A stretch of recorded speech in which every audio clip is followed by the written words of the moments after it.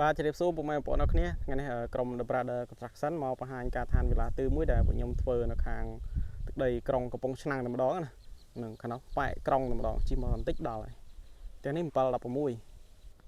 ផ្ទះនេះខ្ញុំផុសឃើញពុកម៉ែបងប្អូនចាប់អារម្មណ៍ច្រើនហើយចង់ឃើញពីផ្នែកខាងក្នុងដែរតោះឥឡូវខ្ញុំជូនពុកម៉ែបងប្អូនទៅមើលខាងក្នុងទាំងអស់គ្នាណាផ្ទះនេះទូផ្ទះធំ7 13ហើយផ្ទះបាយទៅក្រោយហ្នឹងគឺ3ម៉ែត្រអញ្ចឹងវាឡើង16ហើយផ្ទះនេះជ្រីជ្រុងច្រើនមែនទែនហើយជាងកំពុងតែលាបចំកាំងបៀកថ្នាំហើយនឹងលាបថ្នាំបដើហើយថ្ងៃនេះគឺជាងភ្លើងចូលតែថ្នាំនៅអត់ទាន់ហើយតាមសសរតាមអីនៅនេះកាំងបៀកថ្នាំឯងអត់ទាន់ចេញពណ៌អីច្បាស់លាស់ទេអញ្ចឹងណាអញ្ចឹងអានេះក៏វត្តពណ៌ផ្សេងអញ្ចឹងខាងមុខនេះយើងប្រើទ្វារឈើទ្វារសុវត្ថិភាពជាស្រ័យនេះបងប្អូនម៉ូតញាក់សាច់តម្ដងពណ៌ខ្មៅក្រឹបអានេះប្អួយធំយើងចូលមកនេះកន្លែងទទួលភ្ញៀវឌីសងតើជាងកំពុងរៀបចំខ្សែភ្លើងនេះកន្លែងទទួលភ្ញៀវបានទំហំប៉ុណ្ណឹងនេះវងសម្រាប់យើងពូលខ្សែចឹងនេះកន្លែងទូភ្ញៀវបានទំហំប៉ុណ្ណឹងអីហើយបដានយើងលេងម៉ូដ2ផុង2កលៈហើយយើងដាក់ពូលធំ2គ្រាប់តែកងត្រាយយើងពូលធំតែ1គ្រាប់តែនេះចាស់ទៀតក៏ថែម1គ្រាប់នេះសម្ភារៈសម្រាប់ពូលរបស់យើងនេះឡាបូហើយ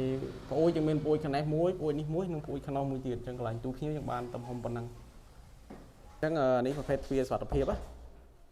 ឡូវយើងដើរចូលទៅខាងក្នុងទៅផ្ទះនេះបន្ទប់គេង4ចឹងនៅខាងនេះ2នៅខាងនេះ2ផ្លូវដើរកដាលហើយផ្លូវដើរនេះចូលជិត1.2 ម៉ែត្រដែរនេះទ្វារសុវត្ថិភាពនេះបន្ទប់គេងទី1បន្ទប់គេងទាំង4នេះអត់មានបន្ទប់ទឹកទេយើងមានទូទៅយើងមានអំពូលភ្នែកកែបអំពូលរាត្រីហើយនិងអំពូល LED តែយើងអត់មានពូលធំទេនេះបន្ទប់គេងទី2ទ្វារសុវត្ថិភាពដូចគ្នានេះម៉ូដទ្វារសុវត្ថិភាពរបស់គេណានេះបន្ទប់គេងទី2បានទំហំប៉ុណ្ណឹងវាមិនសូវធំទេដោយសារផ្ទះយើងតែបណ្ដោយ13មិនហើយបងដេញកូនជាងអស់នេះធ្វើខ្លួនឯង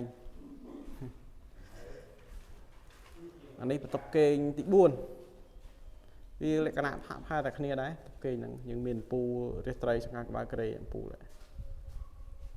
ហើយយើងដើរមកក្រោយអានេះផ្ទះបាយណានេះផ្ទះបាយយើងប្រក់ដបសង្កសីត្រឹបអ៊ីសឡង់ហើយអត់10នេះអានេះអត់10ជុំវិញយើងមានឈុតឡាបូស៊ីងអស់សិតលឹងយ៉ាងចានហើយក្រូយើងបិទ6ទឹកនេះកាពីធ្វើម្ហូបទៅប្រឡាក់ណាអានេះថ្នាំនេះយើងប្រើចោះតាន់អានេះយើងបិទក្រូទេក្រូយើងនៅចោះដាក់ដាក់ស៊ីងលឹងចានហ្នឹងណា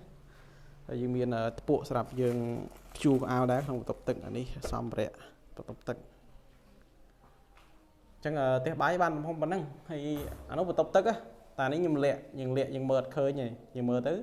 ឃើញតែជាងហើយឃើញទ្វារបន្តិចតែស្ដីបន្ទប់ទឹកនៅក្នុងអញ្ចឹងគោលបំណងយើងលាក់នេះយើងអត់ចង់ឲ្យយើងបើកទ្វារយើងគួយហូបបាយបើកទ្វារមកវាឃើញបន្ទប់ទឹកឯងនេះ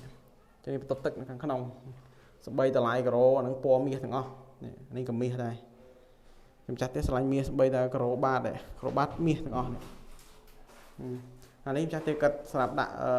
ម៉ាស៊ីនបោកកៅអៅការ៉ូពណ៌មាសនិយាយទៅចាស់ទៀតគាត់ស្រឡាញ់ពណ៌មាសសម្បីតែជ្រីនៅខាងក្រៅក៏ពណ៌មាសដែរអានេះទ្វារសុវត្ថិភាពអញ្ចឹងផ្ទះបាយបានទំហំប៉ុណ្ណឹងបងប្អូនវា3ម៉ែត្រគុណ7ម៉ែត្រហើយយើងកាត់អានេះចោលតុង2ម៉ែត្រទៅសល់ផ្ទះបាយប៉ុណ្ណឹងហើយយើងអាចដាក់ទុកញ៉ាំបាយម្ដុំហ្នឹងទៅវាទលាយមកម៉ោមហើយកន្លែងហ្នឹងយើងសម្រាប់យើងចង្អិនម្ហូបអញ្ចឹងណាបាទហើយមានប្អួយផ្ទះនេះអត់មាន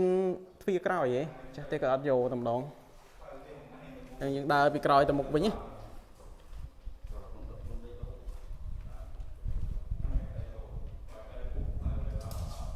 ចឹងពុកម៉ែបងប្អូនដែល